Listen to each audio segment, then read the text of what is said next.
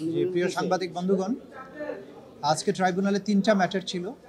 একটা ২০১৭ সালের একটা পুরাতন মামলা ছিল, যেটার আসামিরা অধিকাংশই মারা গিয়েছেন। আজকেও সর্বশেষ ২জন আসামি মৃত্যুবরণ করার কারণে তাদের ব্যাপারে কারাগার থেকে রিপোর্ট এসেছে এবং তাদের যেহেতু মৃত ব্যক্তির বিরুদ্ধে মামলা চলে না, সেই কারণে কারা কর্তৃপক্ষের রিপোর্ট অনুযায়ী সেই দুজনের বিরুদ্ধে মামলাগুলো অ্যাবেট হয়ে গেছে, অর্থাৎ সেই অংশটুকু এখন থেকে আর চলবে না।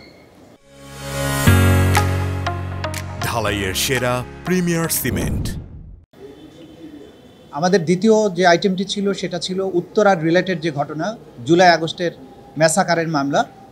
সেখানে আমরা ২ মাসের তদন্ত রিপোর্ট দাখিলের জন্য সময় বৃদ্ধি করার আবেদন জানিয়েছি। আদালত সেটা মঞ্জুর করে ১২ই মে পরবর্তী তারিখ নির্ধারণ করেছেন।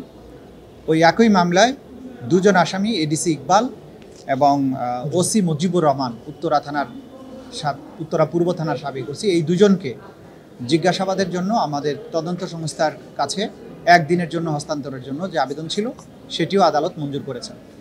উত্তরার ব্যাপারে যেটা আমরা বলেছি যে এই জুলাই আগস্ট এই ছাত্র অভ্যুত্থান, জনতার অভ্যুত্থান চলাকালে সেখানে এই যাদের দুজনের ব্যাপারে আমরা ইন্টারোগেশন চেয়েছি, এদের নেতৃত্বে প্রায় ২ শতাধিক ছাত্র জনতাকে সেখানে হত্যা করা হয়।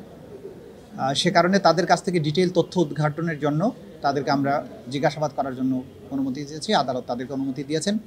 ওসি মুজিবুর রহমানকে ১৬ই মার্চ তারিখে এবং এসি ইকবাল তাকে ১৮ই মার্চ তারিখে জিজ্ঞাসাবাদের জন্য অনুমতি প্রদান করেছেন।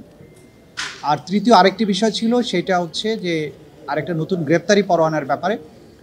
আমরা যেহেতু এই গ্রেপ্তারি পরোয়ানা ৩ জনের বিরুদ্ধে গ্রেপ্তারি পরোয়ানা জারি হয়েছে, তারা যাতে না পালিয়ে যেতে পারে, তাদেরকে যাতে গ্রেপ্তার করা সম্ভব হয়, সে কারণে আমরা তাদের নাম ঠিকানা বা কোনো কিছুই আদালতেও প্রকাশ্যে এগুলো পড়িনি এবং আপনাদেরকেও আমরা বলতে পারছি না। এই ৩ জনের বিরুদ্ধে গ্রেপ্তারি পরোয়ানা জারি হয়েছে। তাদের গ্রেপ্তার হলে তখন আমরা জানাতে পারবো যে কাদের বিরুদ্ধে গ্রেপ্তারি পরোয়ানাটা জারি হয়েছে। এটা রামপুরা এলাকার ঘটনা।